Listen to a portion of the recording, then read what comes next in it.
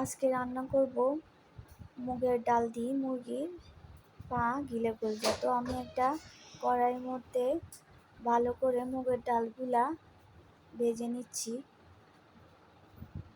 তো ভেজে নেওয়া শেষ আমার মুগের ডালগুলা। তো এখন আমি একটা ফ্রাই প্যানে তেল গরম করে ওইখানে এই মুরগির পা গিলে কলজাগুলো ভেজে নিচ্ছি।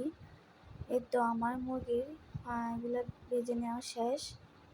এখন আমি আর একটা পাত্রে তেল গরম করে এখানে পেঁয়াজ, রসুন বাটা, আদা বাটা, দারচিনি, এলাচ, তারপর হলুদ গুঁড়া, মরিচ গুঁড়া, এগুলো সব উপকরণ দিয়ে আমি মাংসগুলো দিয়ে দিলাম।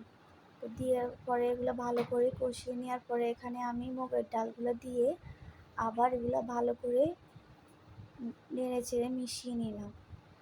মেশানো হয়ে গেলে এখানে আমি পানি দিয়ে দিলাম। এই তো আমার মুগের ডাল দিয়ে মুরগির পা এবং গিলা কলিজা রান্না